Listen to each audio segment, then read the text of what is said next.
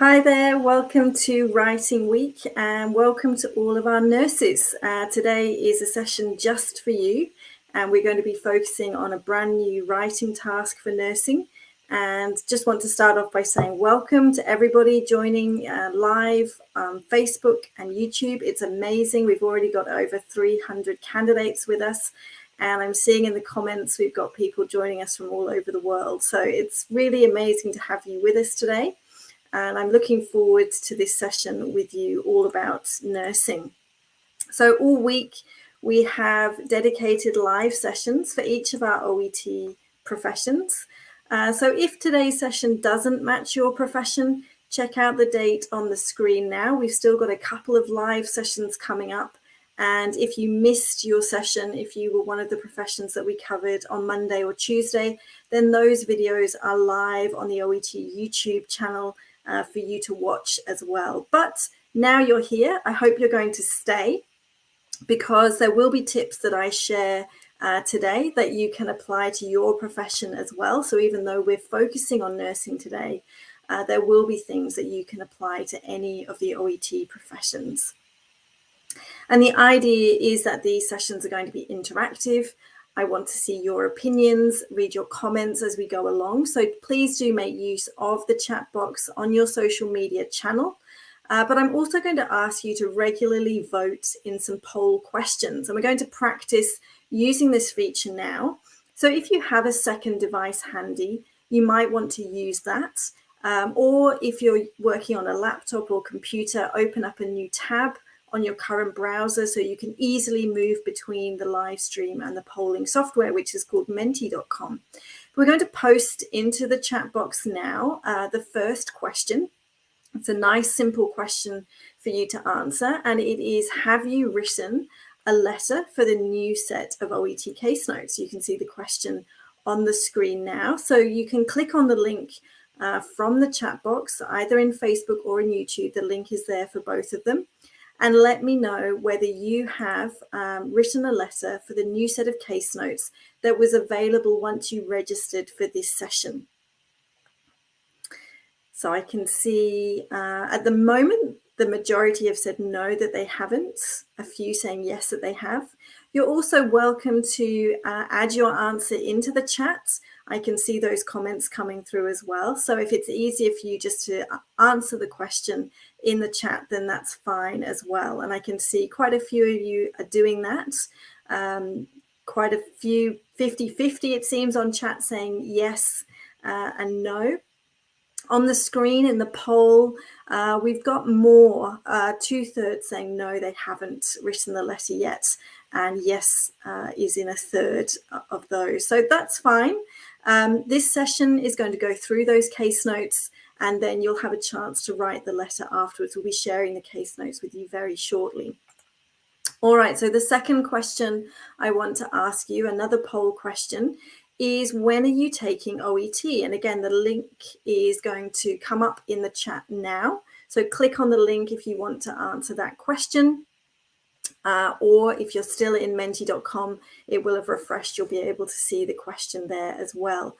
So this one is for you to type your test date into the box. I can see a few of you have done that already. So we've got quite a few for October. We've also got some in November. I can see somebody in January next year. So October, November, January. Maybe we can just scroll down on the Menti page. I think there's some more answers might be coming in. That's great. Yep, so we've got some in December as well, January, November, October. Perfect. So it looks like most of you are taking this in the next 3 months. So this is going to be a handy session for you to look at what you need to do to score well in the writing test. And in the chat, I can see also lots of responses coming through. October is a very popular month for the test, but also seeing lots for November and a few for December as well. So that's great. All right, we have one more question to ask, which is to find out where in the world you live. So where are you joining us from today? I'm joining from Australia, which is the home of OET, but my colleague who's supporting me behind the scenes is based in India. So where are you joining us from in the world? It's going to create this nice little image on the screen with your country. So we've got the Philippines, Pakistan, the UAE, also the UK, Saudi Arabia, Japan, Italy, Malta, Ghana. They're getting smaller and smaller. I'm not going to be able to read them soon. Singapore, Qatar, Nepal, Australia. That's great. And on the chat, we've got people saying they are in the UK, Nigeria, Jordan, the UAE, India, Oman. So we've got most of the world represented. Not sure if we've got anybody here who's got up really early in the United States, but that's fair enough. Most other people are joining from Asia, the Middle East, Europe, Australia. So great to see everybody here. So now we are familiar with this polling software. Let's get started with Writing Week. So as I mentioned, today we're going to be focusing on a new set of case notes. And if you registered in advance for this session, you will have received an advance copy of the case notes that we'll be looking at today. And some of you will have also submitted your letter for these case notes. And I'm going to be talking about 10 of those letters during the session to demonstrate to you what the assessors are looking for in your writing. But also just to start off with an apology, we had around 200 nursing letters submitted ahead of Writing Week. So I really apologise if yours isn't one of those that I'll be talking about tonight. But I will be looking at 10 letters as part of this session. We're going to look at the case notes now together and pick out the key information the reader needs you to communicate. So if you haven't seen these case notes before, you can now have a look at them together with us. And the link for these case notes, so you can download your own version, is provided in the chat now. And don't worry, I will be zooming in on parts of the case notes while we're talking about them. So if this overall view isn't so clear, please do download a link from the chat so you've got your own version of the case notes. And also I will, as I said, make them larger when we come to look at the different parts of the case notes together. So first of all, and this applies to any profession taking OET, whether you're a nurse or not, the first thing that you need to understand is who you are writing to and why. And first of all, the details we need to understand, you can see these are a bit larger on the screen now, are provided in two places. Firstly, at the beginning of the case notes, these tell us your role as the writer.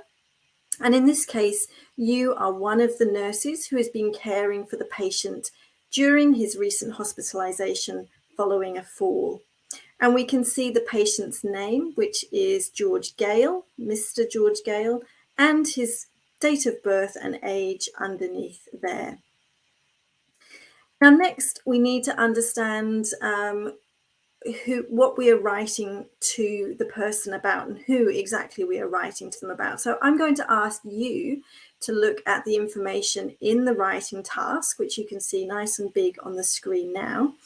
And I want you to answer this poll question. How many reasons for writing can you see in the writing task? 1, 2, 3, or 4. So take a look at the writing task, either your own copy if you downloaded it, or look at it on the screen now, and then answer the poll question, which we've just put into the chat box for you to answer. And tell me how many reasons can you see in the writing task for writing this letter. And let's have a look. I can see some answers coming through.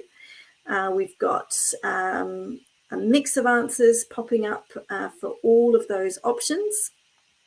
Most answers at the minute are saying 3 different reasons for writing. In the chat, I can also see 3 reasons for writing, 2 reasons for writing from a few of you. So I'll just give you another 10 seconds to answer this question, either in menti.com or in the chat. How many reasons for writing for these case notes can you see in the writing task? All right. So the overwhelming majority is 3 reasons for writing. And that's right, that's what I would agree with as well. So the 3 reasons for writing are to outline Mr. Gale's history and also your concerns and recommendations. Now, the significance of the patient's history can depend on the reader's involvement in their care. But in this scenario, we know that Mr. Gale is being discharged to a nursing home who's going to be caring for him temporarily. So an understanding of his history is going to be really important. It's also a good idea to check the last section of case notes to see if there's any additional detail provided about the reason for writing. So look at the line with the heading plan. And this time I want you to type into the chat box any additional detail you feel that is relevant to the reason for writing from this single line of the case note. So thinking about the task, why we are writing this letter, is there any additional detail in this line of the case notes that is enabling you to further understand the task? If you're having some difficulties reading the case notes, even though they are nice and big on the screen, please do download your own copy of the case notes. The link is popping up in the chat as we speak, so you can have your own version on the screen in front of you if that makes it easier for you to read. So anything that you can see in that line of the notes that would help you understand this task. Great, I can see some people commenting that the further care is an important detail from this line of the case notes. Great, lots of you are saying the exact same thing, which is perfect. You've picked up on the right information. So we can understand that the further care required is those recommendations that we can see in the writing task. And just as a quick point here, the RE, as you can see in this line plan, RE when it's used here means regarding or about. So you're writing to the head nurse regarding about further care required. That's what RE as an abbreviation means in this part of the case notes. So let's now look at the top section of this page, and this is hospital admission. So we're going to understand why the patient has been in hospital. So from these case notes, again, I've zoomed in to make them nice and big on the screen for you. From these case notes, I want you to summarize the situation in 1 sentence. So I'm going to open another poll question, and you're going to type your sentence into menti.com. How would you summarize? So there's quite a lot of case notes here. See if you can summarize them into a single sentence and type that into menti.com. You might need to take a minute just to read, skim over those case notes first, but then have a go at summarizing those case notes into 1 sentence. And let's have a look, see if anyone is going to be brave enough to have a go. How would you summarize the hospital admission section of case notes into 1 sentence? What are the most important details for the reader?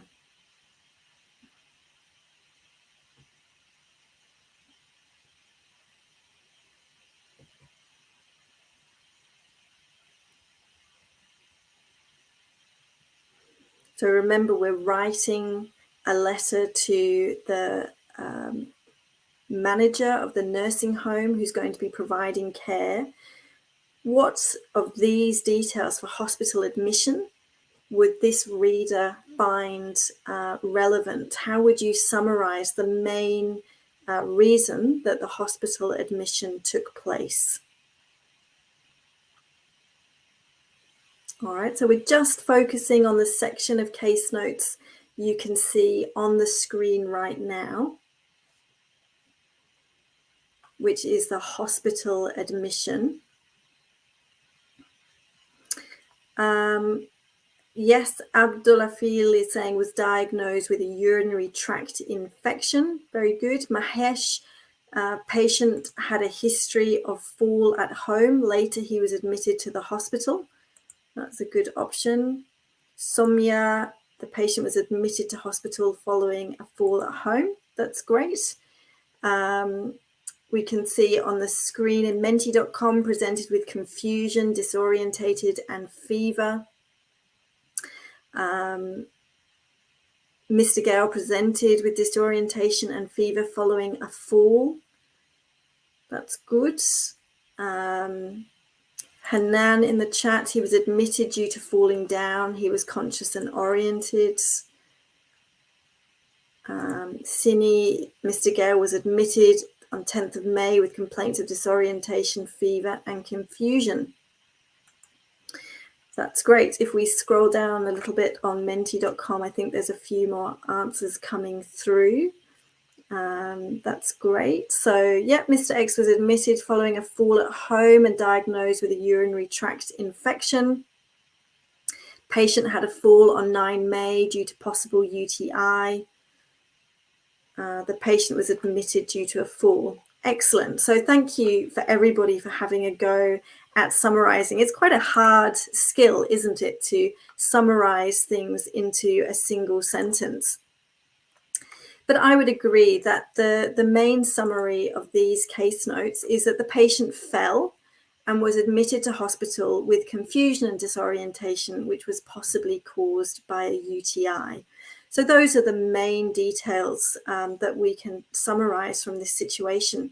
And this is really my tip for what you should be doing in your reading time. So this allows you time to understand the situation, and you can use it wisely by trying to put the situation into your own words. So starting to look at big sections of case notes and thinking, okay, but what does that mean? What is the main detail provided from all of those case notes? How do you summarize them down into your own words? This will make sure you've really understood the scenario. Let's have a look now at the section of case notes which are treatment record. And we can see that Mr. Gale was in hospital for 5 days between the 10th and the 15th of May, and that the last date, 10th of May, is the same date as the one I've been given to use at the start of my letter. Now, with these sections of case notes, I've numbered them 1 to 8. And I want you to let me know in the chat, in the comments on Facebook or YouTube, which of these lines of case notes would you include in your letter? So they're numbered 1 to 8. And I'd like you to let me know which numbers you would include in your letter. So only tell me the numbers of the case notes you would include in your case notes. If there's something that you would omit, then don't mention that line in your response. So comment in the chat, Facebook and YouTube, which of those lines from the treatment record would you include in your case notes? And one of my helpful assistance behind the scene is recommending how you can get a clearer view of the screen. It might also help if I take me out of it. That will make it a little bit bigger. But rotate your screen to landscape and adjust your quality to 720 pixels. That's the advice coming through from my guru behind the screen to make things a little bit more clearer. So I can see in chats, some people are saying 4, 5, 6, 7, and 8 are the lines of case notes that they would include. That was the same idea from Christine, saying 4 to 8 are the lines that I would include. Sharan is saying I would include lines 8, but also line 1. Gayatri is saying 2 and 4 to 8. What else have we got? Remya is saying 1, 3 to 5, and 7 to 8. So we've got some differences of opinion here, which is fine. Shipra is saying 1 to 3, and then line 8 as well. Athira, 1 and 4 to 8. That one does seem to be the most popular, I think. Here we've got it from Z as well, 1 and 4 to 8. That's great. Thank you. Loads of people commenting on that. So that's really good. Let me tell you what I think. Sorry, let's go back to this one. Try that one. Okay. So from these lines of information, which ones are the most important? I'd agree that lines 1 and 4 to 8 are all relevant to the reader, especially as part of the writing task is to explain your concerns to the patient. So most of you were picking that out correctly. The patient's observations and vital sign readings are all normal. So those lines 2 and 3 can definitely be omitted. And I think most of you had also picked that out as well. All right, so going back to the start of the case notes, we need to understand the background of the case from a social perspective. So which of these details that you can see on the screen now would you include from this section? And I've got a poll question to ask you this time. So click on the link coming into the chat right now and tell me which of these 3 different options you would choose from the social background to include in your letter. I'll leave it up on the screen just for a few more seconds so you can have a look at the different social background information, and then go to the link on the screen in the chat to menti.com to choose your answer. And I can see some answers coming through, so let's go and have a look.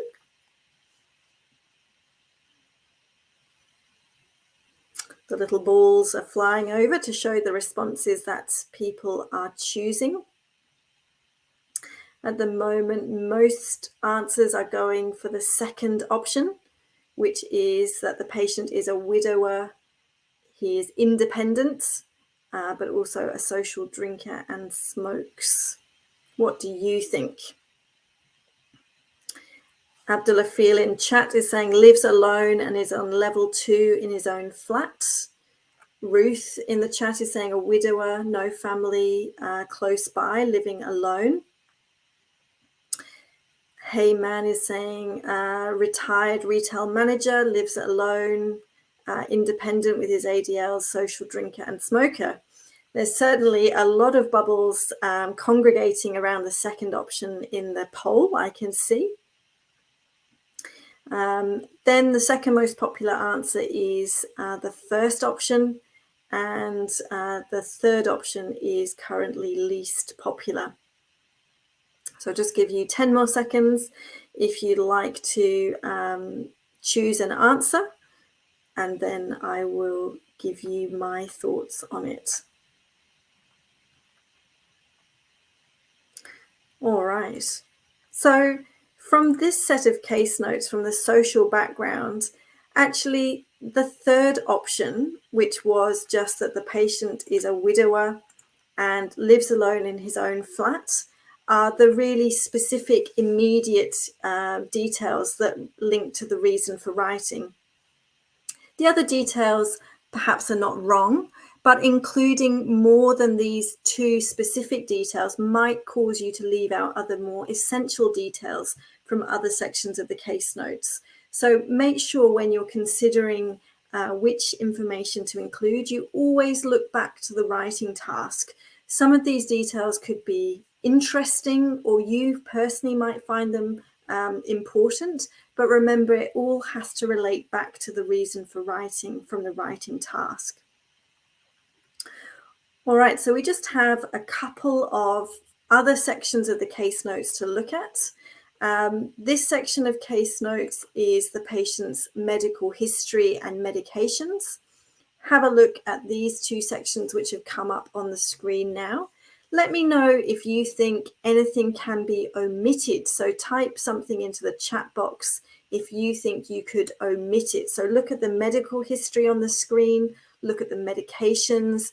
Is there anything you think that the reader doesn't need to know that you could omit from your letter? Type it into the chat if you think there's anything on the screen that could be omitted.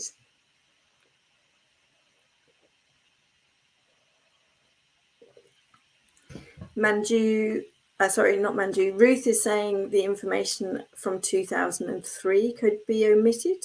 Abdullah Feel saying Gord could be omitted. Diana saying everything should be including, and Sudha agrees. A couple of other people are saying the Gord could be omitted. Miles also saying Gord could be omitted. But some others are still saying, Melji, for example, saying everything's needed. Vanitha, also everything is needed. Mada is saying everything is important facts.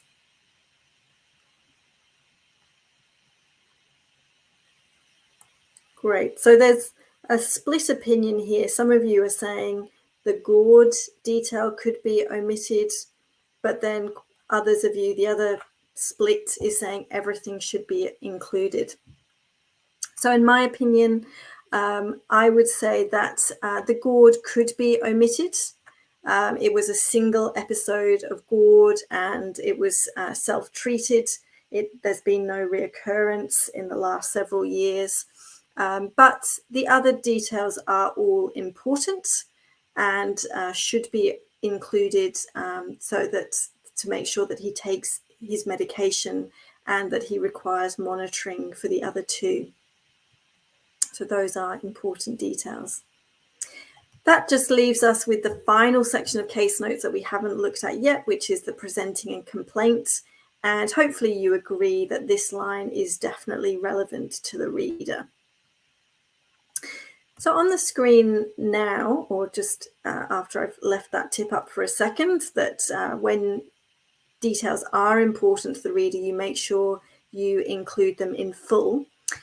This table on the screen now, and this will help if you've just recently joined the chat, this summarizes all of those relevant details that we've mentioned. And it's a handy tool that you can use to identify details for yourself with any set of case notes that you're looking at. So we can see the details that we agreed on that are important to mention to the reader in this case, who is the head nurse at the nursing home that the patient is going to. And then these are the details of the relevant history to include and the patient's future needs. So when using this table, you may sometimes find that you add a few more details to it that when you come to write the letter, you end up using, and that's fine. This is part of the process of learning how to summarize the key details for the reader, and remembering, as we discussed just a few seconds ago, that what you find important may not be as important to the reader. All right, so we had several nursing letters submitted in advance of Writing Week, around 200 in fact, as I mentioned at the start. And we're going to use a number of these to focus on the strengths and weaknesses of the individual letters against the writing assessment criteria, so you understand what you need to do and avoid when writing your own letters. So here is the first letter, which was submitted by Josephine. So thank you so much for submitting it. And I'm going to give you 2 minutes to read it.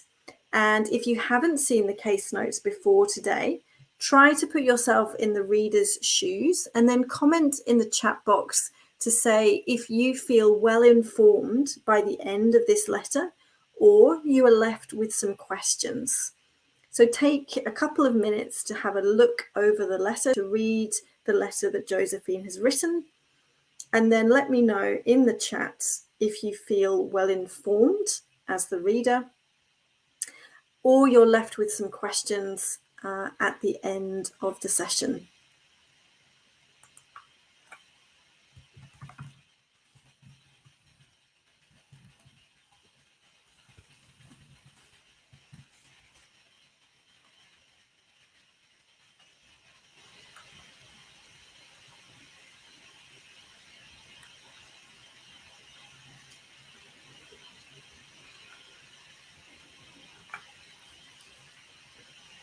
So we've got one more minute to look at the letter, and then let me know if you think that you feel well informed by the end of it, or if you're left with some questions. And if it's not very clear for you on the screen, do try and increase the resolution on your phone in your settings, and hopefully that will make it a little bit clearer.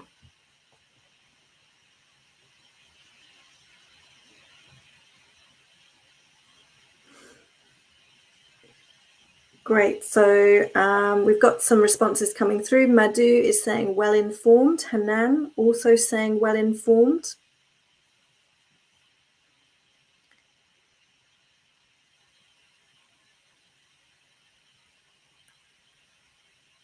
May also saying well informed. Navitha is saying the purpose is good. I will zoom in to some of the sections as we discuss them in a few minutes.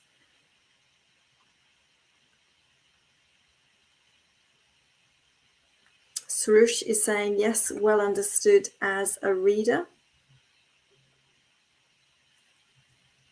Hafsa's looked at it in a few more details and feels there are some punctuation mistakes. Durga Bhaveni is saying everything is needed. Varghese, well informed. Diana, I think the purpose isn't totally clear. Sruti, it's very informative. Shiraz, mostly relevant. Great. Okay, so thanks for your comments. So what I would say is overall, a lot of the information has been included in the letter from the case notes, but there are a few details missing which the reader would need. So let's have a look in a bit more detail, and I've zoomed in now so you should be able to see this first bit a little bit more clearly. Compared to the writing task, would you say that the reason for writing is clearly explained in this first paragraph? So we're opening another poll question for you to vote, and the three options are yes, or partially, or no. So do you think this reason for writing, this first paragraph, clearly explains the reason for writing? The paragraph says, I'm writing to discharge Mr. George Gale, who was admitted on May 10, 2021 due to urinary tract infection with disorientation and fever following a fall. He requires your continuity of care and management. So what do you think? Is the reason for writing clearly explained? Let's see the responses coming through on the poll. So got an almost even split between partially and yes, maybe a couple more responses coming through. No, it's changing as I'm speaking. So yeah, most people are choosing from either partially or no. Partially or yes. A few more people are saying no in the chat. It's not well explained. But we're also seeing a fair few yeses or partials in the chat as well. So everyone's being fairly positive about the reason for writing, choosing either yes or partially. So that's great. Let's have a look again at it on the screen. What I would say is, while that it's clear that this is a discharge letter, it's never mentioned in the letter that the patient's stay at the nursing home will be temporary. The second sentence in the introduction is adequate, but it's also generic, and wording which more specifically referred to the case notes would have been better. So remember, we have some concerns and we've got some recommendations. This sort of specific wording would have been more appropriate. And my tip here for purpose, one of the assessment criteria that you are scored on, is to avoid generic introductions by including the exact reason why the reader is receiving the letter. As I said, in this example, it's to provide temporary nursing home care, but in other situations, it could be to monitor the patient's progress or make home visits. Each set of case notes will have its own specific reason, but try to use the wording from the case notes, from the writing task, to make it explicit to the reader why they are receiving this letter. So now having a look at paragraph 2, the topics that are covered in paragraph 2 are hospital admission status, symptoms prior to the fall, and medical history. So I've got another question to ask you, and that question is, do you think including all these ideas in the one paragraph is clear for the reader? And this time you have a sliding scale to choose from. When you get to that poll question, you'll see that, it's a choice of either or. You can choose from clear or not clear. So those 3 topics, hospital admission status, symptoms prior to the fall, or medical history, do you think it's clear for the reader to include all of those in the one paragraph? Let's have a look at the responses coming through on the screen. So we've got not clear, slightly ahead to clear. And in the chats, we've got people saying not clear or no. Diana's saying it's a bit confusing to put all of this information together. Someone else saying not clear. Not clear. Yep, so just give you 10 more seconds to answer the question.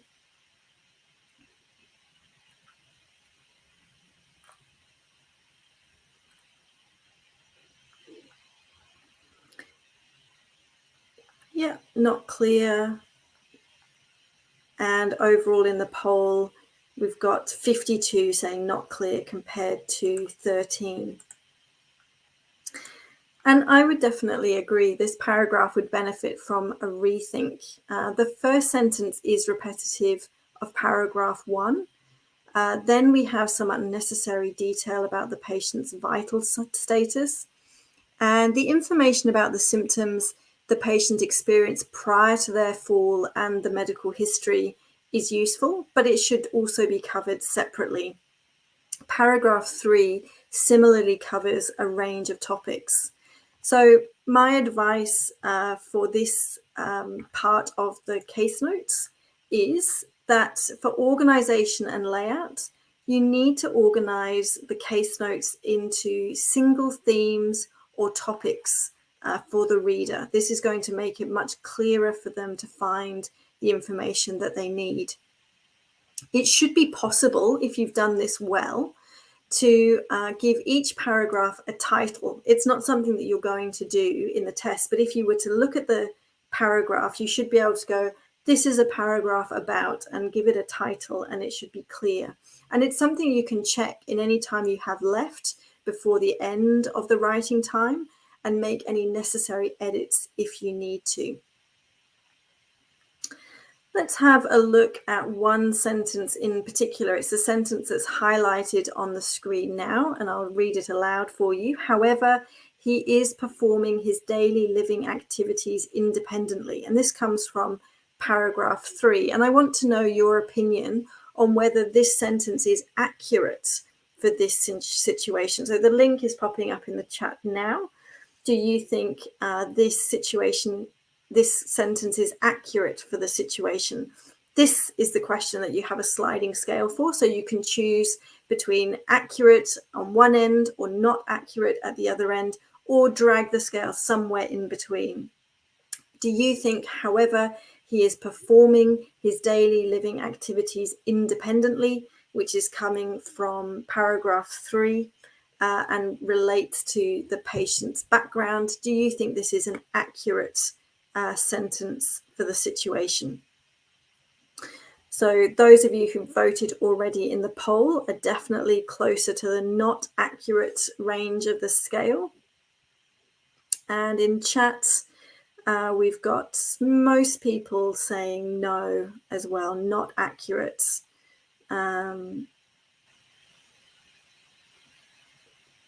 So let's just allow a few more seconds.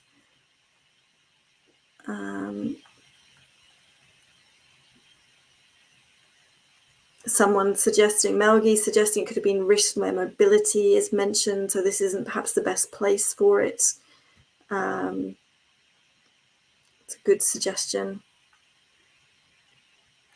Great, so that's correct. I would agree with you that this sentence isn't particularly accurate for the situation, because while the start of the case notes describe the patient as independent, that they're able to cook and they do daily walks to the shops, we know that by the end of the case notes, the patient has significantly lowered mobility, which means he's lost a lot of this independence. And this is actually one of the reasons why the nurse is requesting a home assessment.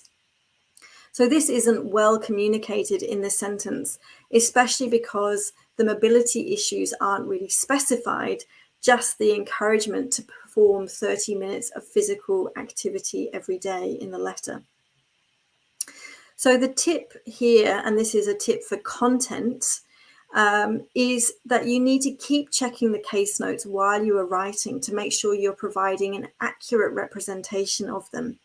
If something is inaccurate, then it can impact your score for content.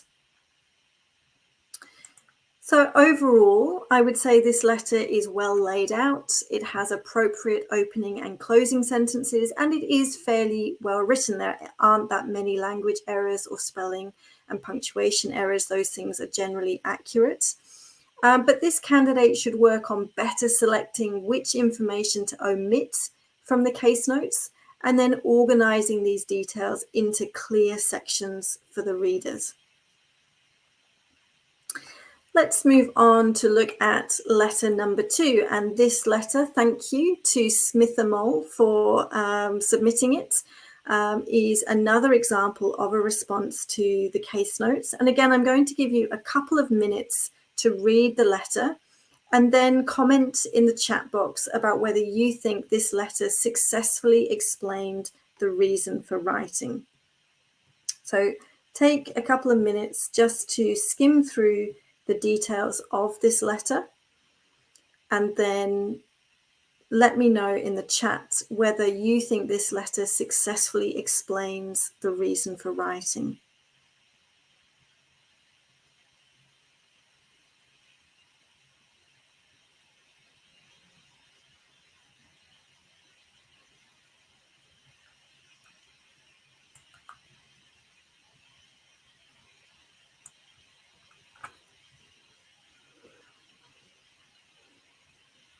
So Madhu is saying it's a good introduction. Soumya is saying yes.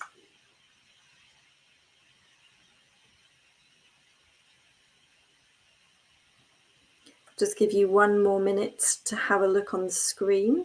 I will zoom into different parts of the letter again as we go through it. RK is saying it's a good introduction. Jeet is saying clear presentation and well organized. Anna Maria and Tatiana both saying yes, it has successfully explained the reason for writing. Nia saying well explained. Surush, well understood, nice paraphrasing. Varghese is saying the introduction is clear.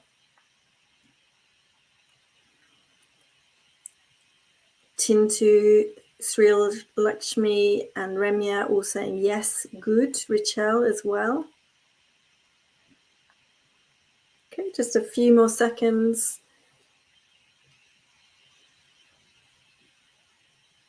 Florence is saying the introduction is clear and specific. Navitha, it's a well-organized letter. Shiraz, it's good overall.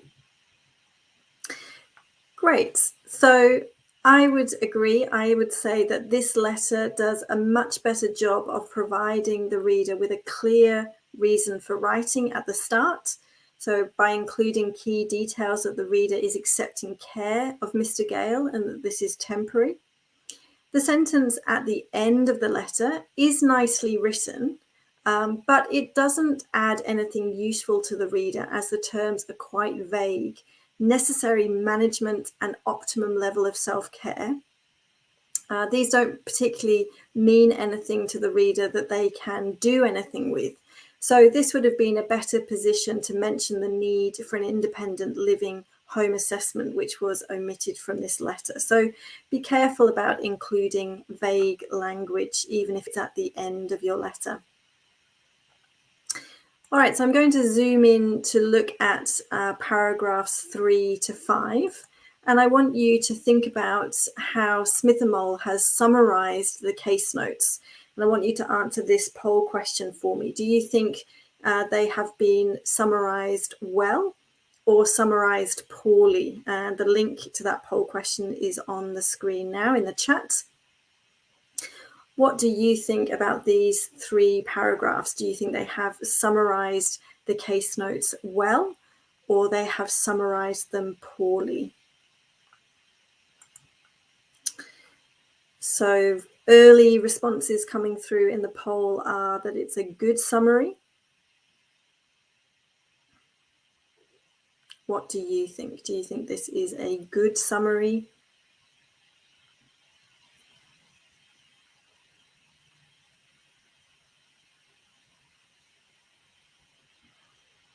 So the poll is still tipping in favor of summarized well. Leilani is saying it's not accurate. Adonia is saying good presentation. Sudha, well organized. Fiba, good. Melji, yes, it's summarized well. So there are a few people saying it's not a good summary.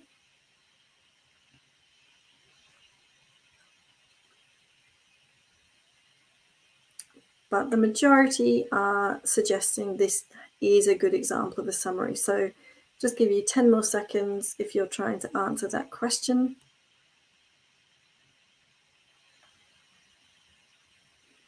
Josmi Athera say summarized well. Harvey agrees. Great, thank you for the responses. And I would agree that this is a good summary of the important case notes. There is a little bit of unnecessary detail included, such as the urine analysis and the exact dose of antibiotics, as well as a couple of inaccuracies, such as suggesting that the patient had a similar episode, which would mean a fall or UTI 2 weeks ago. But generally, they have been well combined. So my tip here, which is for conciseness and clarity, is to remember that you need to organize the case notes into themes or topics for the reader, and then you need to select, or this will mean you need to select case notes from more than one section and combine them together to create a clear picture. So when you're doing this criterion well, it also applies to organization and layout. It means you've been able to summarize the case notes, bring different sections of the case notes together, and organize them clearly in a clear summary for the reader. So have a look at paragraph 5, and this time I want to find out from you, if you were writing a letter for these case notes, would you have included all of these social details about the patient? Yes, no, or not sure. So the social details are at the bottom of what you can see on the screen now. So it's Mr. Gale is a retired retail manager who lives alone in his own flat. He is a social drinker and smoker. Would you have included all of those social details about the patient in your letter? And you've got 3 options to choose from: yes, no, or not sure.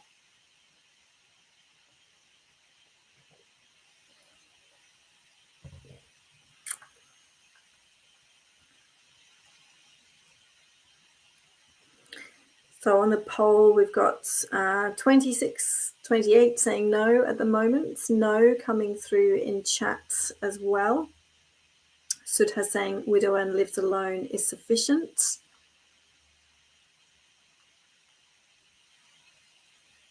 Hafsa is saying I would omit the occupation.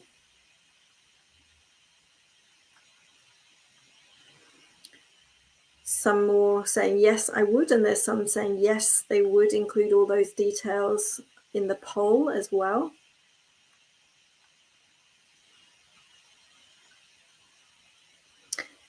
Binny Moll is saying no need to include his habits and work.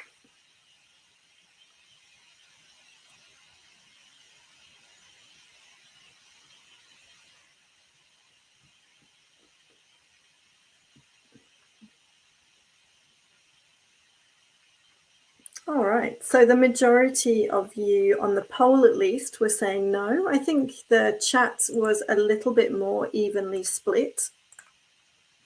But as we discussed a little bit earlier, and we know from the case history, Mr. Gale is 85 years old. Therefore, we would assume that he has been retired for a long time. It's also inconsequential to the reader because it has no bearing on the current situation. The lifestyle factors are also not relevant to the reason for writing, which is to request temporary care for the patient. However, the patient's status as widower, which would be useful to the reader know in case there was going to be someone coming in to visit the patient, has actually been omitted. So while it is tempting to include all of the details about a patient's social background, think about whether this information has any impact on the reader. If the information is not directly linked to the current situation, it can be omitted from the letter with no loss of detail for the reader, and will make sure that you score a good score in conciseness and clarity. All right, I have one final question to ask you about this letter, and this is the final closing sentence, and to find your opinion. Can you see any mistakes on the closing sentence? If you have any queries, please do not hesitate to contact me. So the link to the poll question is coming up on the screen now, and type any mistakes you can spot from that sentence into menti.com. And I'll give you a second to look at it again. So the question is, if you have any questions, please do not hesitate to contact me. Can you spot any mistakes in that sentence? Yeah, I can see a lot of people are submitting the letter U. You instead of you, the word. You is the mistake. You should be properly spelled. Yeah, if you have any questions, you the word, not you the letter. You should be written in full.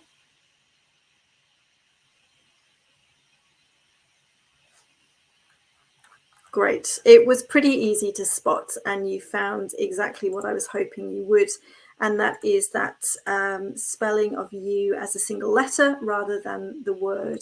And that's incorrect for the formality of the writing task, which requires candidates to write in full sentences. And this can impact your score for genre and style. Sorry, that is incorrect what you can see on the screen. That tip, the tip is for genre and style, and that's to avoid using social media or text language in your letter. It's too informal for writing to another healthcare professional. So overall, this letter is fairly successful in communicating the information the reader needs and making the reason for writing clear from the beginning. But the areas I would recommend Smith and Mull work on are not adding unnecessary statements at the end of the letter, and during the reading time going through each case note to decide if each line of case notes has impact on the reader or not, to leave out those few extra details the reader didn't need.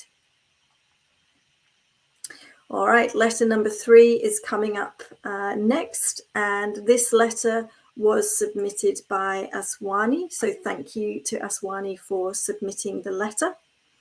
Again, I'm going to give you a couple of minutes just to have a look over the letter and then comment in the chat about how well you find the first paragraph works to explain the reason for writing.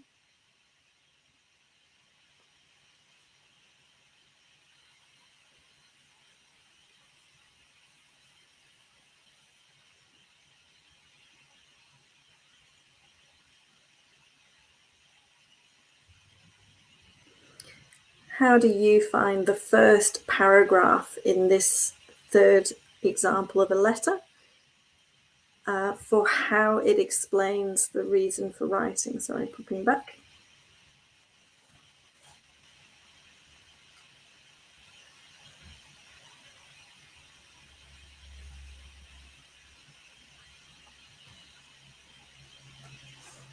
There you can see it in a little bit more detail. Just give you one more minute. What do you think? How does this paragraph work for the reason for writing?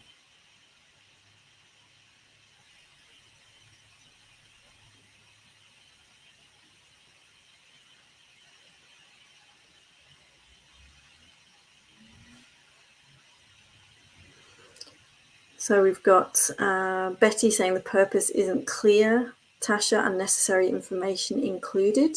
Navitha, a few unwanted details. Diana, it's unclear.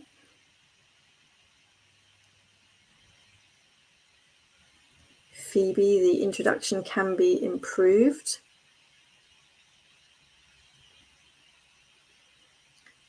Dianchi, the purpose is too general.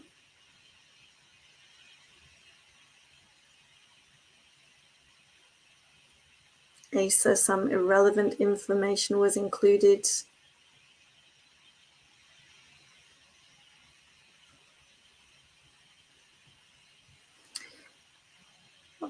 What I would say is that this is actually a clear introduction. So it may not be perfect, but it does get across why the letter has been written.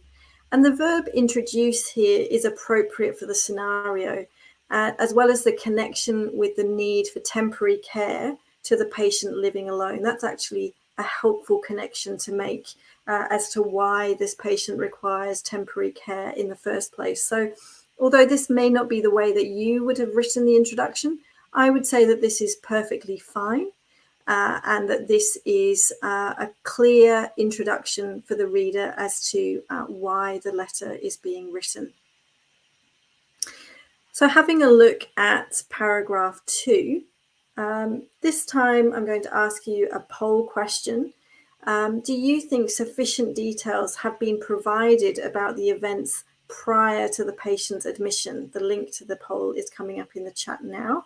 And you've got a sliding scale option for that question between sufficient and insufficient. So do you think sufficient details about what happened prior to the patient's hospitalization have been provided? And you can slide the scale between insufficient and sufficient.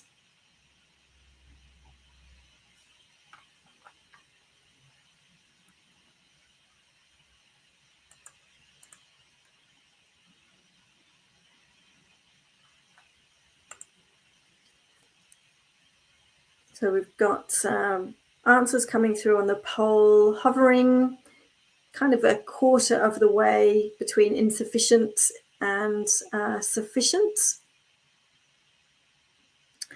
On the chats, we've got insufficient not organised well, insufficient seems to be the main response coming through from chats. And that's more in favour of what the poll responses are giving as well. So closer to the insufficient end of the scale than sufficient.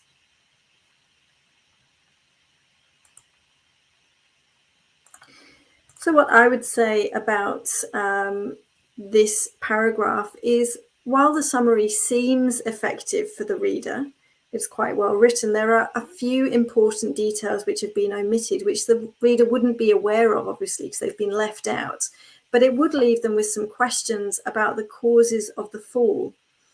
So my tip here is that you need to balance including the details of the case notes and with the details that the reader would need. Sorry. So balance omitting unnecessary details with over-summarising to the point where key details are missing and the letter fails to successfully communicate the scenario. An indicator that the candidate is aware of omitting too many details is in paragraph 4, which isn't really necessary and is a little bit repetitive of the previous paragraph. And candidates tend to do this when they realise they haven't met the guided word limit and try to make this up by adding some of their own ideas. And what would have been better would have been to do another review of the case notes, check which details they had omitted, and perhaps try and include them by editing their letter in that final time. So have a look at this sentence from paragraph 2, which you can see highlighted on the screen now. Mr. Gale had fell down on May 10 and he was brought into Old Town Hospital. And the question is, can you rewrite this sentence so that it is in correct English? So click on the link in the chat now if you want to have a go at rewriting the sentence in correct English. If you want to add any other words to your sentence, you can, or just change the words in this sentence from those that are provided already, or you can write the sentence into the chat as well. How would you rewrite this sentence so that it is correct English?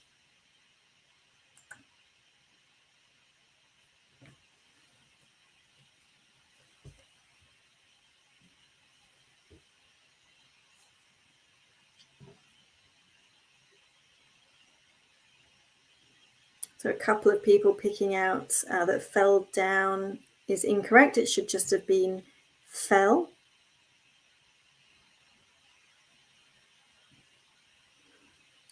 Someone suggested Mr. Gale was admitted to hospital following a fall.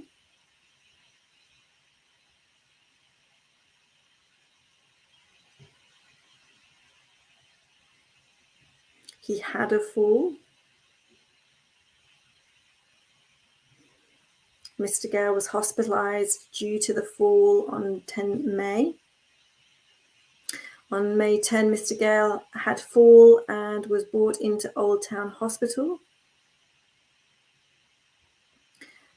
Someone's picked up on the other spelling mistake. Mr. Gale was brought to hospital. So the R is missing out of brought. He wasn't bought in a shop, he was brought via ambulance. So there's a second spelling mistake that someone's picked out. Mr. Gale was admitted to the hospital due to a fall. On 10th of May, Mr. Gale fell in his own flat.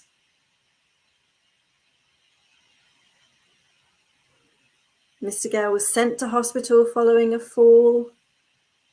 Mr. Gale was admitted following a fall. Mr. Gale had a fall on May 10 and was admitted to a hospital. Mr. Gale was rushed to Old Town Hospital after experiencing a bad fall on May 10. Mr. Gale presented to hospital following a fall. Great, lots of different options coming through. So my suggestion for how you need to correct this sentence is coming up on the screen now. Mr. Gale had a fall on May 9 and was brought to hospital via ambulance. Now, this is a little bit tricky. We know that the patient was hospitalized on the 10th of May, but that he had been on the floor for some hours, which would take it back to actually May 9 when he had the fall. So that's a little bit tricky, that you would notice if you looked again at the case notes. But the main things are that you picked out he had a fall or he fell, you could have used, and mentioning via ambulance would be useful in this sentence, as well as that second spelling mistake of brought to hospital. So my tip here for language is that once you've written your letter, spend any remaining time you have checking it for accuracy against the case notes and your own personal checklist of common mistakes. And you can create this checklist from feedback about your writing you receive while preparing for OET. And remember, it's important not to lose marks from simple mistakes, which if you just had time for a quick reread of your letter before it was finished, the time finished, you could have fixed before it was handed in. All right, I have one more question about this letter. And from this letter overall, and in general for English, there are 3 types of sentence that we commonly use in formal letter writing. And those sentence types are simple, compound, and complex sentences. So I want you to have a look at this letter a second time and answer the poll question that's coming through in the chat now, and tell me how many types of sentence you can see in this letter. So there's 3 types of sentence. I want you to let me know how many of those out of simple, compound, and complex you can see in this particular letter.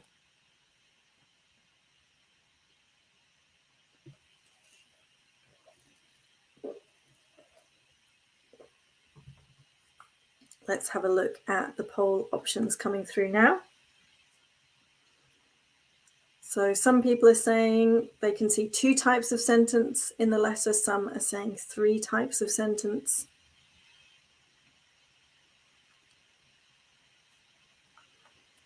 What do you think? Out of simple, compound, and complex sentences, how many types of sentence can you see being used in this letter? So in chat, we've got a few people saying 3 types of sentence. In the poll, it's moving about between 3 and 2 types of sentence.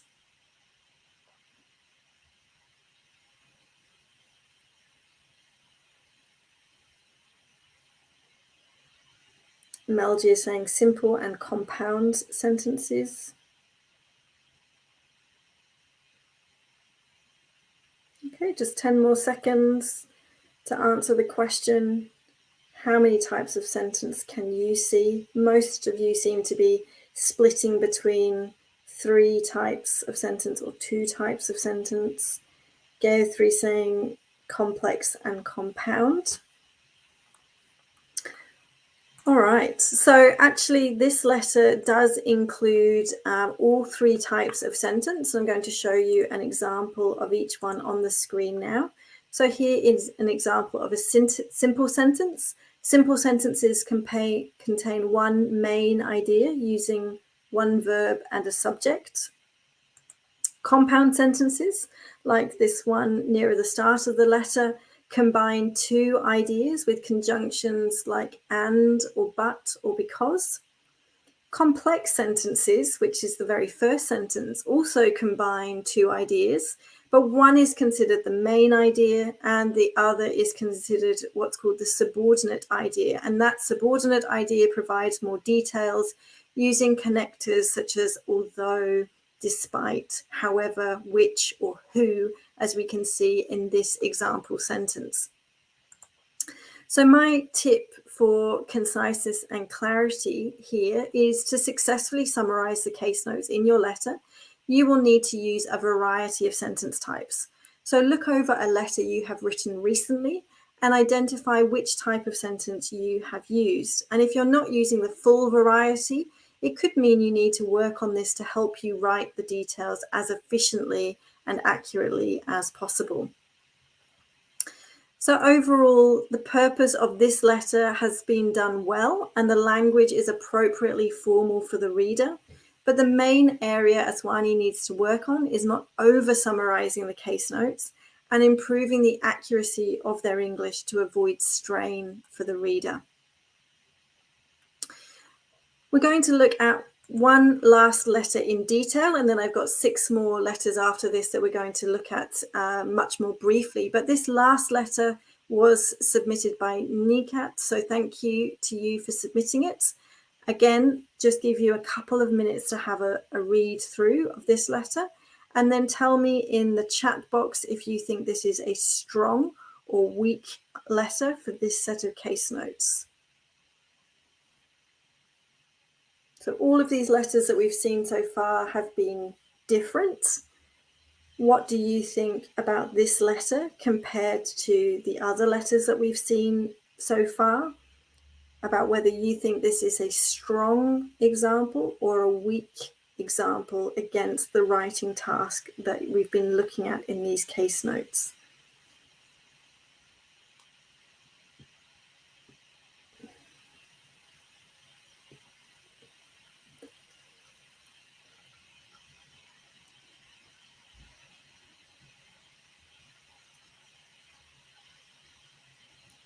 Give you 1 more minute just to read through the letter and let me know whether you think this is a strong example or a weak example.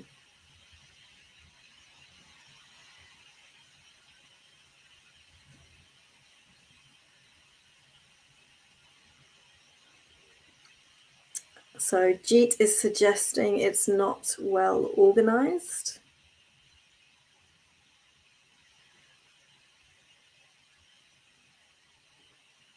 Richelle is saying strong. Diana also saying it's a strong example.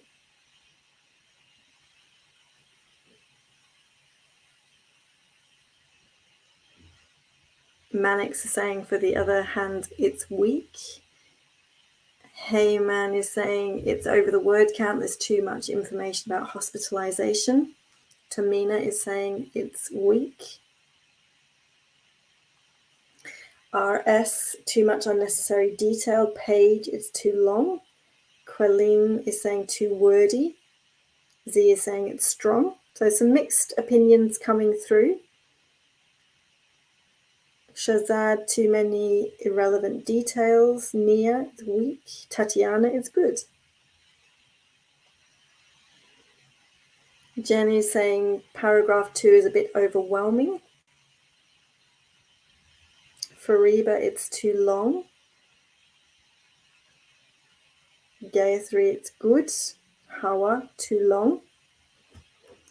Great, so thank you for those opinions. So I would agree with those of you who are saying that this is a strong example. I think there are a lot of positives about this letter. So let's have a look at some of them in more detail. Remembering that for many of you as nurses, you're aiming at a C+ grade. And so there is some more leeway for you to having a less perfect letter and still getting the score that you need for registration. So to score highly in purpose, your letter needs to make the reason for writing immediately apparent and then expand on this during the letter. So thinking specifically about purpose, how successful do you think this letter is for the purpose? Do you think it's successful or not successful? So the purpose is generally mentioned at the start of the letter, and possibly the expansion comes at the end of the letter. So focusing on those 2 parts on their own. How successful do you think this purpose is? And I can see some results coming through already. Lots of balls heading over to the successful pile. A few on the not successful pile as well, which is fine.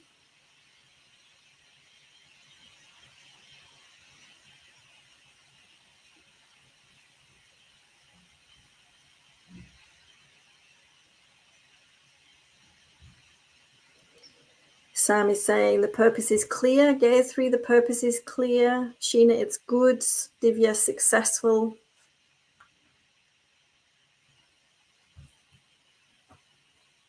Jenny, successful. Sudha, it's clear. Yeah, and those of you answering the question in the poll as well, it's mostly on the successful side. 90% of you are choosing successful. I agree, this is successful. So the key parts of the reason for writing are in the introduction. We've got temporary care following discharge today after hospitalization for a fall. And the final paragraph expands on this reason for writing to mention the recommendations and concerns. So the episodes of confusion, the patient is keen to return home as soon as possible, has significantly reduced mobility and needs an independent living assessment. So my tip here for purpose, to make your letter as clear as possible, start and finish in a way which completes the information loop.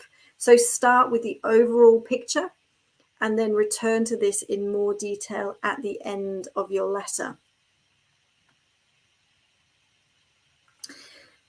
Thinking about the organisation now, there are 4 paragraphs in this letter and each one has a clear topic. So we have introduction followed by hospitalisation, then social and medical history, and finally next steps. But my question to you is, if you had written this letter, would you have organised the paragraphs in the same way? The question's coming through in the chat now, and you can choose from yes, no, or not sure. We're just going to update that link for menti.com, and then you'll be able to answer that question.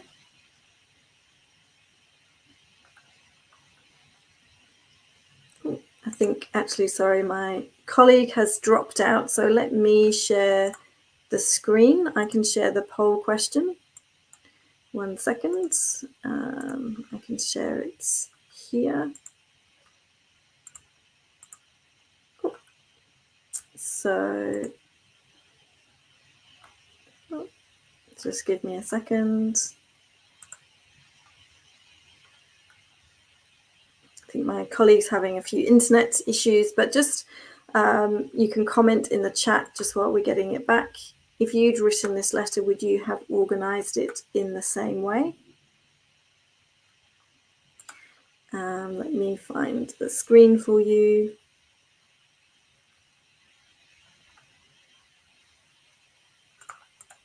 Okay, this is the question we want.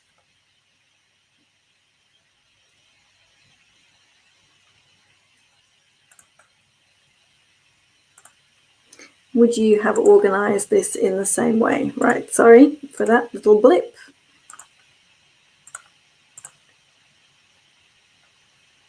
Here is the poll on the screen now, and let me share the link to it.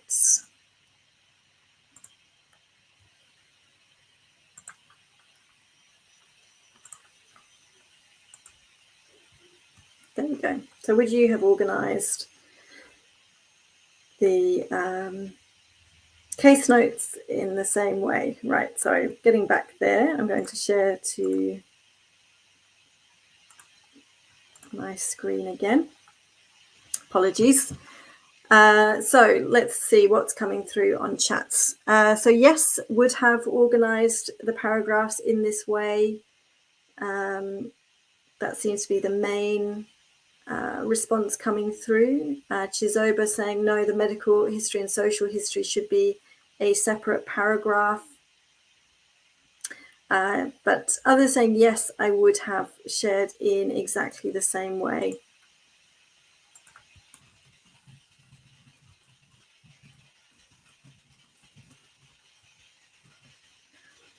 Great. So my tip for this part of the organisation is The order of information here is really clear for the reader, and it combines the different case notes well within each paragraph. So my tip for organization and layout is don't just follow the order of the case notes when writing your letter.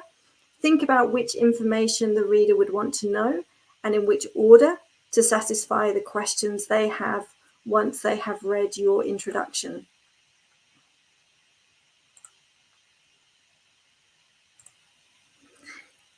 All right, so let's look at one last feature from this letter. So this letter includes a lot of phrases at the start of the sentences, and you can see these highlighted on the screen now. So we have examples like later on, currently, in terms of his background, socially, medically.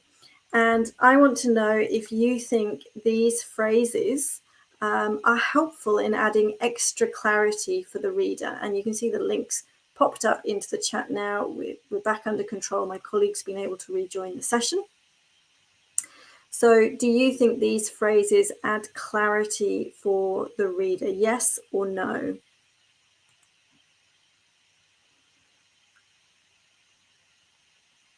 Adonia is saying yes, it's good. Sumia, yes. Anne, Richelle, Kate, yes. On the poll, it's also heading more towards the yes side of the screen.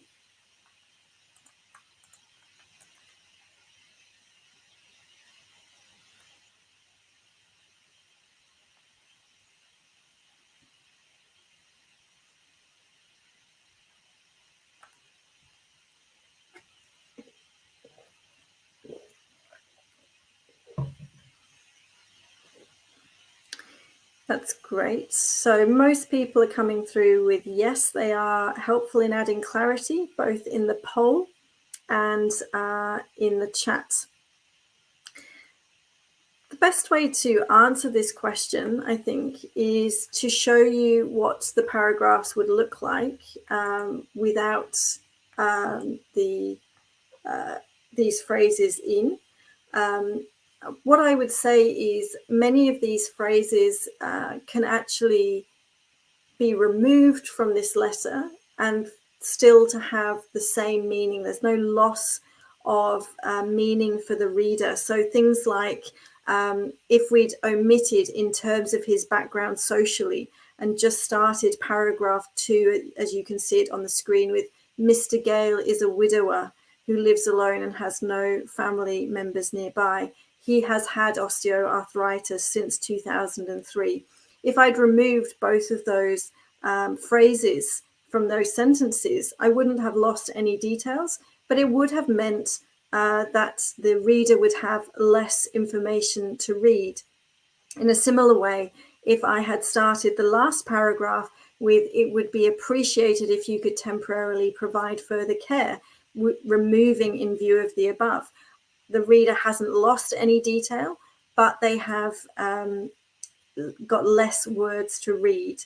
So my tip here is if the phrase can be removed without loss of clarity, then don't include it in your writing. You don't score extra marks for including phrases like this if they're not assisting the reader to provide them with any additional information. So that is perhaps a learning point for many of you here today, because many of you have been suggesting that these phrases are very useful. As I mentioned, some of these phrases, like on 10th of May, are very helpful, maybe currently or during hospitalization, but it's unlikely that so many of these time phrases are all adding clarity to the reader. So only include them if they're actually adding any useful detail for the reader. So overall, this is a well-written letter. The main details have been covered accurately and organized well. It's correctly laid out and the language is appropriately formal. The areas that I would recommend Nigat to work on are reducing how much non-essential information she includes in her letter and only using those phrases when they are strictly necessary for the reader's understanding. This letter, however, could be considered a test-ready standard. So if you're looking for a letter to compare what you need to be doing for the test, then this is a very good example for you to look at.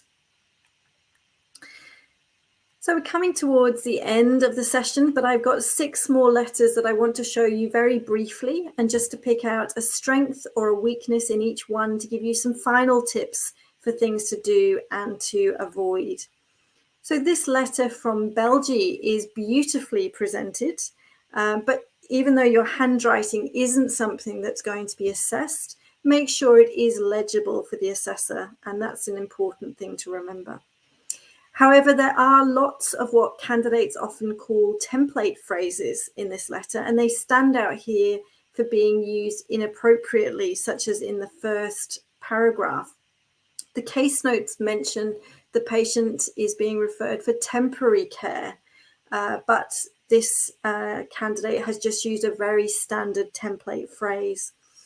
There's no mention in the case notes of complaints that the patient had, but again, this template phrase has been used. In fact, the confusion and disorientation was actually the objective assessment on the admission.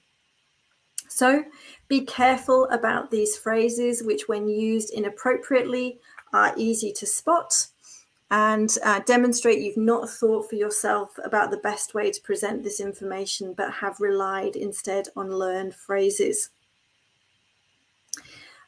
This letter from Dina, sorry, not sure how to pronounce your name, does a better job of personalizing the language for the situation and is well organized into sections.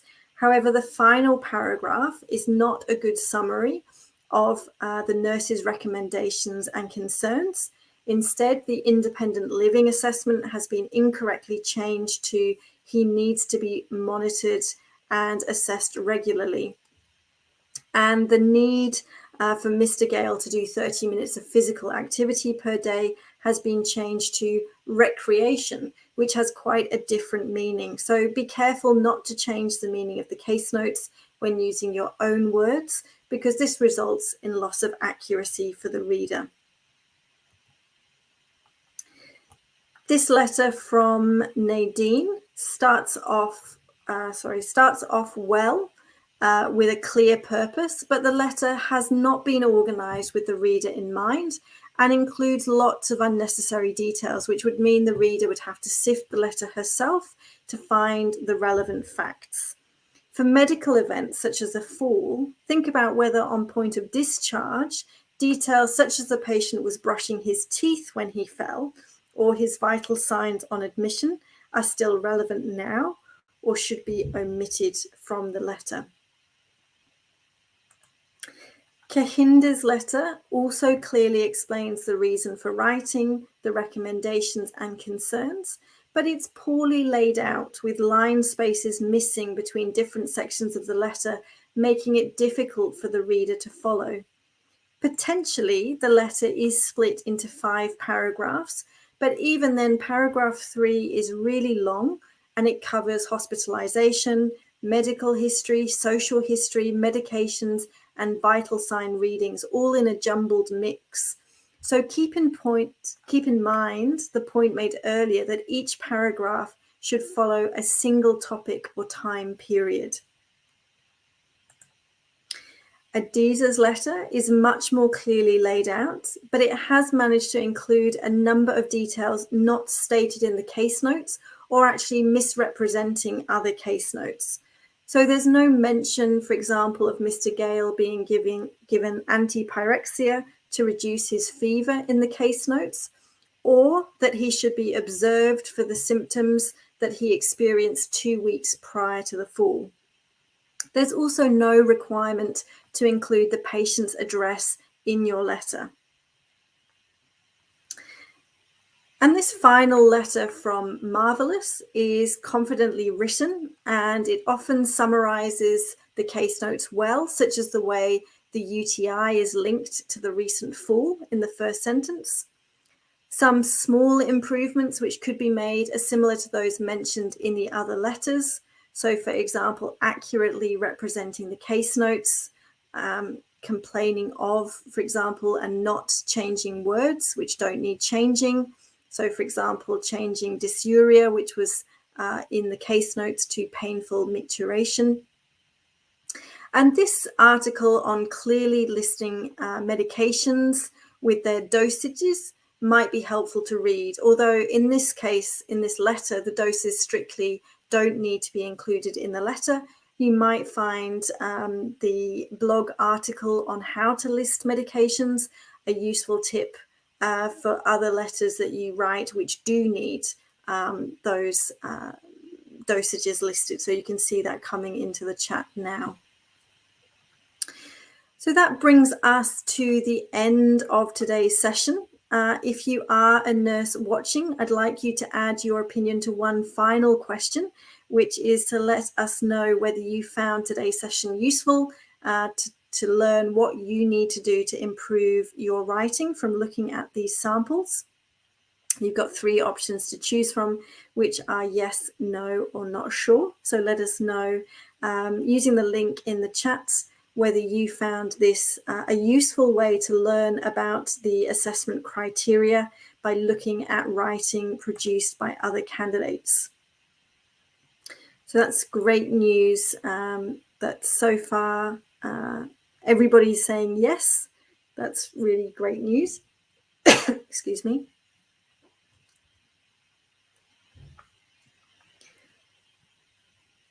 And I can see one question coming through, which we are about to answer right now.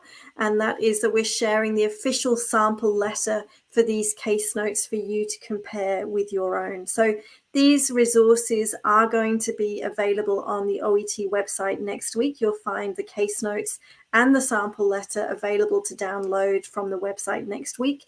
But in the meantime, the link in the chat now to the sample letter is one you can take away and use in the next few days.